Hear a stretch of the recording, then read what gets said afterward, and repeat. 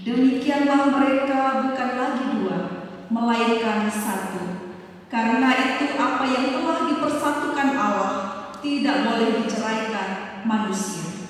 Terimalah salam, kasih karunia dan damai sejahtera dari Allah Bapa dan Kristus Yesus Juru Selamat kita menyertai kamu.